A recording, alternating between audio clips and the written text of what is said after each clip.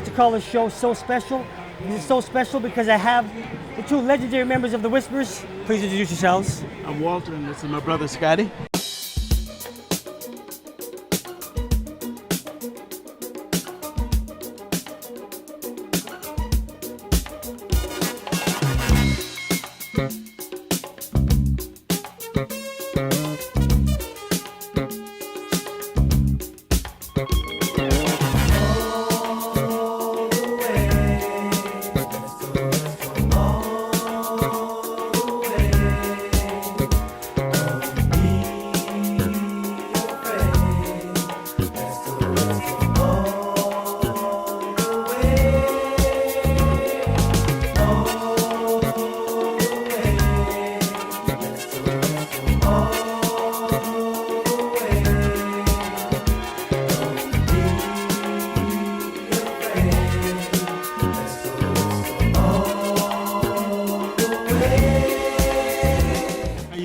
I'm really great, man, and I'm really honored that you guys could sit down with me. Oh, thank you. Because I have bust moves in my bell bottoms, in my platform shoes to your music.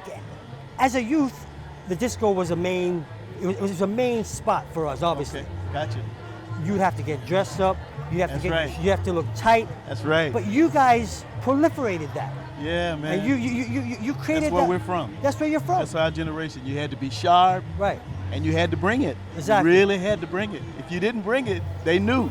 Right. You know what I'm saying? And you'd get thrown off the stage. The Apollo Theater, don't go there half-stepping. You get knocked out. You know what I'm saying? How did it all come musically together for you guys? Well, we started in Los Angeles Right. a long time ago, back in the 60s. Right. Went to high school in Los Angeles, and just as we started, the Motown era was forming and became what it eventually became. And we were like everybody else. We wanted to be like the Temptations and the Four Tops. So we were brought up in the projects, and in the summertime, we imitate the Temps. Right. And then sooner or later, we developed our own style, and that's how we became the Whispers. But one of the hardest things is to develop your own style. Yeah. So how did you know when you're like, bam, you're locked in the Whispers style?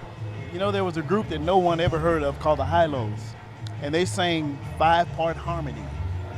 And while we were into rhythm and blues, we liked the 5-part harmony better than we did anything. You know what I'm saying? Right. And we kind of imitated them, meaning that we didn't have a bass. If you remember, the Temptations had Melvin. Right. You know what I'm saying? Most vocal groups that were R&B had a bass. We didn't have a bass. Right. That became our style. Right. We had kind of a modern harmony with no bass, and it featured two twin brothers. And you know, I was gonna ask you too, I mean, I have an older brother. When we're working together, we're like this, sync. How do you lock it in as twins? Hey, we live right around the corner from each other. Is that right? Yeah, tell us, guys. Well, with twins, the advantage is that you're probably born with the same sound. Right. You know, it's almost, the harmonies came very easy for both of us because we knew each other's voices so well. And it's not just us, most twins, even brothers and sisters, for some reason, there's a closer connection with brothers and sisters than it is when people who are not, you know, brothers and sisters. With twins, it's even better. Right. So we could kind of think what the other one was thinking before you even knew it, and it worked to our advantage. Right. The only time that we've been separated was when I got drafted and went to the Army. Is that right? And I don't know if you know this, but in the United States, they can only draft one twin. They can't draft the other one. Did you have to make a decision? Well, it's against the law. Wow. But I guess in time of a war, only the firstborn twin can be drafted into the Army. Wow. That was me. I'm 2 minutes older. Oh, Them no. 2 minutes cost me. Wow. Yeah. Wow. And it's beautiful that you're here to tell us all about it. I'm here which to is tell. good. That's right. Live to tell about it. Now, you know, I mean, you guys have had numerous fantastic hits. Just like my love, everlasting. The beat goes on, still moving strong. On and on. Do you ever wonder? Got to win, somebody's got to lose. I might as well get over the blues. Just like fishing in the ocean, there'll always be someone new. Who's done better? You did me wrong, but I've been through stormy weather. The beat goes on.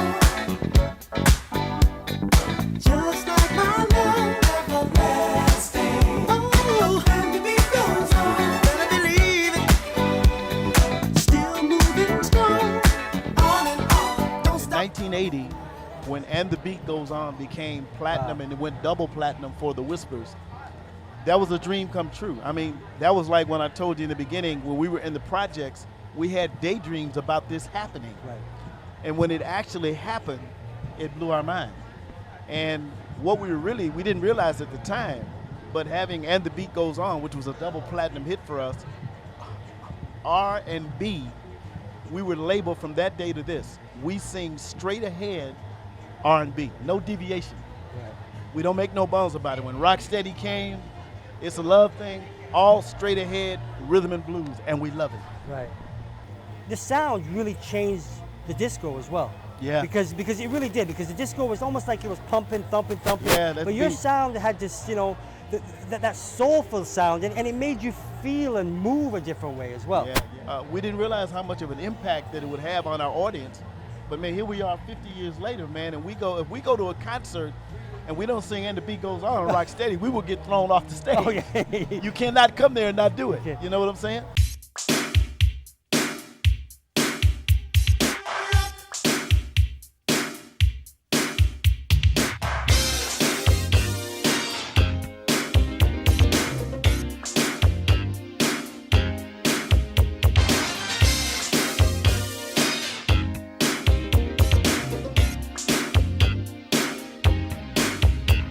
I looked at you, you stole my heart. You were all that I anticipated. I wanted you, every part, but I knew love would be complicated. I began to touch, but you wouldn't let it. It never seemed to be the right time. I started to give up, down to the limit.